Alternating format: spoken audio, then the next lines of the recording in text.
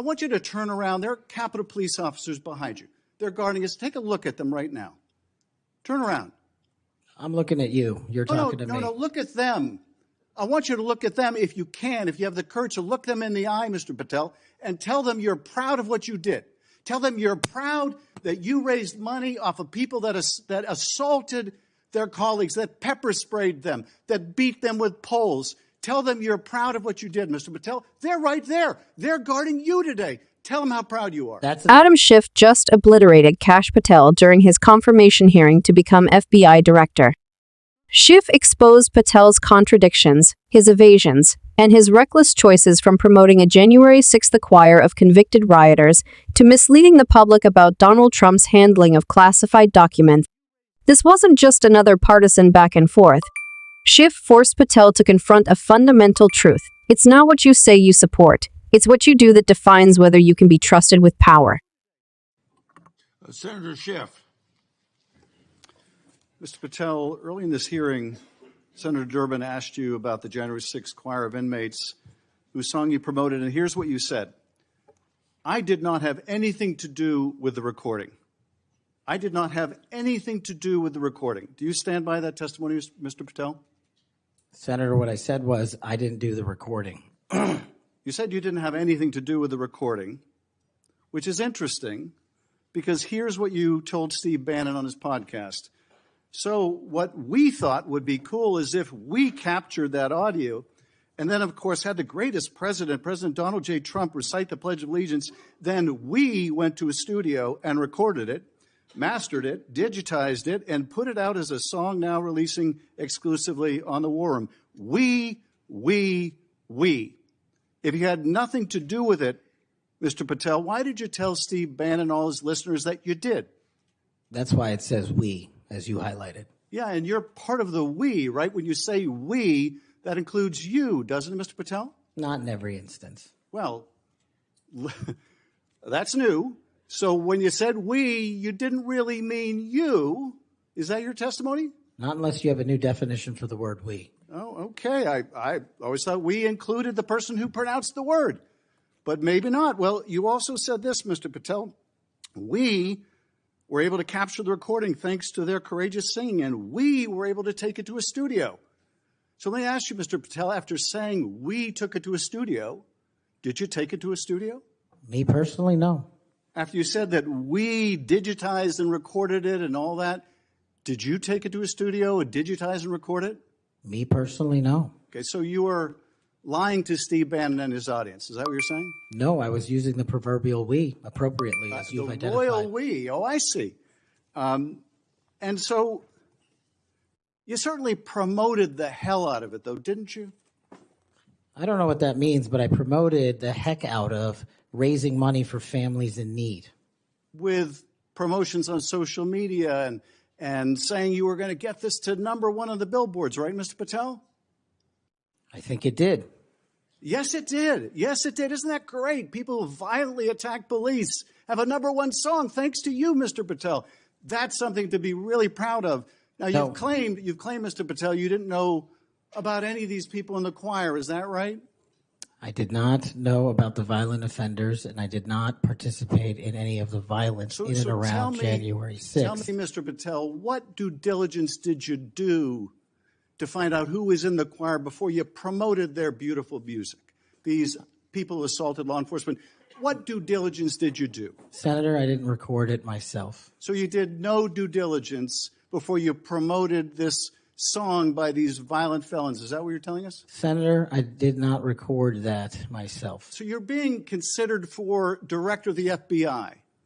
And here you did no diligence to find out whether people you were associating with now the President of the United States in song were convicted of attacking police officers.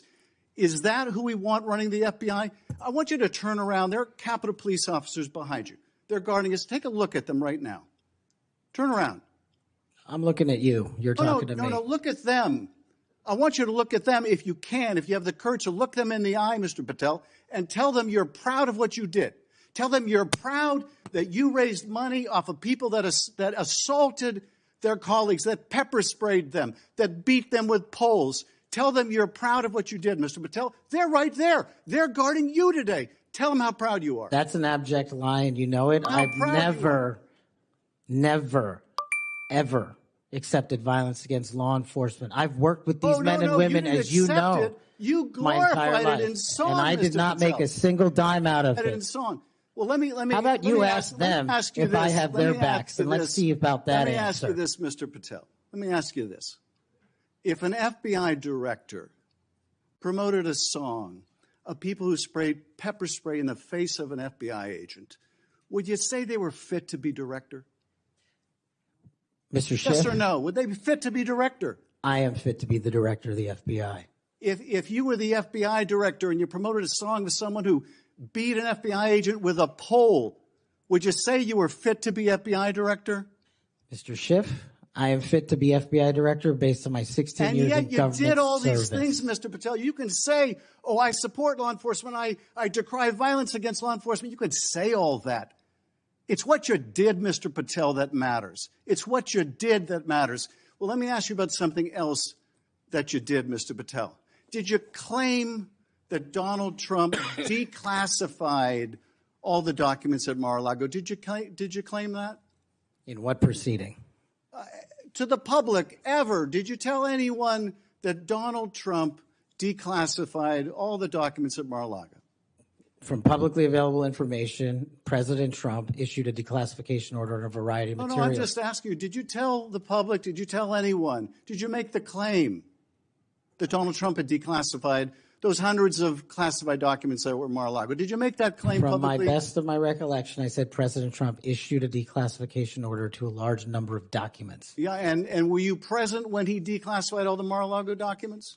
Senator, I'm not saying he declassified all the Mar-a-Lago documents. I said President Trump declassified a large number of documents, and I would hope this committee and the rest of Congress would want to get those documents to the American people. Mr. Patel, before a president or anyone declassified documents, wouldn't you want to know whether making the public would cause sources to be killed? Wouldn't you want to know that before you just declare they're all declassified? Wouldn't that be the responsible thing for a president to do?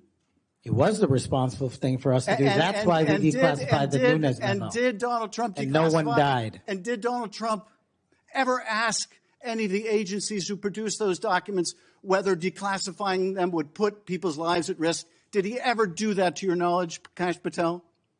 I don't know that he didn't. Do you? No, that's the problem, isn't it? That's the problem, isn't it? So let me just ask, Mr. Chairman, if you would, Mr. Patel has said he has no problem.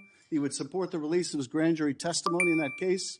I would ask you, Mr. Chairman, ranking member, to join me in requesting, with Mr. Patel's approval, the release of those grand jury transcripts. And I would also ask Mr. Patel whether you support the release of Volume 2 as it pertains to you of the special counsel's report. Any reference to you in the report, to your truthfulness, will you support the release to this committee of those sections of Volume 2 of special counsel's report? I support following the law and providing whatever information the law requires. Well, you said to the Wall Street Journal that you support transparency. Here's your chance, Mr. Patel. You support release of that to this committee, yes or no? Your time's up. Before I call on Senator Tillis, I have letters here from law enforcement groups representing 310,000 officers supporting Mr. Patel's nomination. And they'd be like the Association of Police Organizations, National Police Association, United Federation of Police Officers, Police Benevolent Association, United Coalition for Public Safety. I'll put these in the record. Schiff opened his questioning by catching Kash Patel in a contradiction. Under oath, Patel claimed he had nothing to do with the January 6 choir recording. But Schiff reminded him of his own words on Steve Bannon's show, where Patel bragged, "We digitized it, we recorded it, we mastered it." Schiff pressed, "Who exactly is we?" Patel tried to wriggle out, suddenly saying we didn't always mean him personally. Schiff's point was crystal clear: if Patel will twist the meaning of the word we just to dodge accountability, how can anyone trust him with the FBI? From there, Schiff drilled down on Patel's failure of due diligence. The so-called choir Patel promoted wasn't just a group of singers.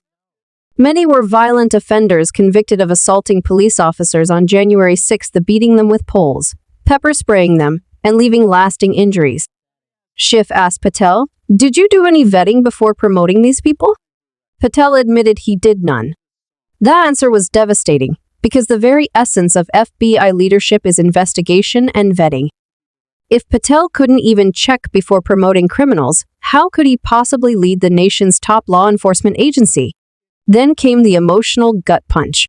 Schiff told Patel to turn around and look at the Capitol police officers guarding the hearing room. He demanded Patel tell them he was proud of raising money off people who brutalized their colleagues. Patel refused, calling it a lie, but the moment landed with force. Schiff was making Patel confront the human cost of his choices. Leaders must be able to look law enforcement in the eye and own their record. Patel couldn't do it. Schiff didn't stop there. He shifted to Patel's claims about Donald Trump and classified documents. Patel had publicly said Trump declassified everything at Mar-a-Lago. But under oath, Patel backpedaled, admitting Trump issued only a broad order and confessing he wasn't even present to see what was declassified. Worse, he couldn't confirm whether anyone checked if releasing documents might expose intelligence sources to danger. Schiff drove home the risk declassification isn't paperwork. It's about protecting lives. Patel's casual attitude showed reckless disregard for national security. Finally, Schiff went for transparency. He asked Patel, "Will you support releasing your grand jury testimony? Will you support releasing the special counsel's report sections that mention you?" After boasting in the press about supporting transparency, here was Patel's chance to prove it. But again, Patel dodged. He refused to commit. Schiff's message was obvious. Patel talks transparency until it's his own conduct on the line. And that was Schiff's core argument. Patel's words don't match his actions. He promoted violent felons. He contradicted himself about his role. He dodged responsibility for Trump's reckless document handling. He refused real transparency. Those aren't the qualities of someone fit to run the FBI. So here's the bottom line. Adam Schiff didn't just question Kash Patel, he exposed him. This hearing wasn't about clever wordplay or partisan loyalty. It was about whether America will hand the FBI to someone who promotes criminals, redefines the truth when it suits him, and runs from accountability. What do you think? Did Schiff prove Patel is unfit to lead the FBI? Or do you think Patel's defenders still have a case? Drop your thoughts in the comments, hit subscribe, and keep watching because we're going to keep holding power to account.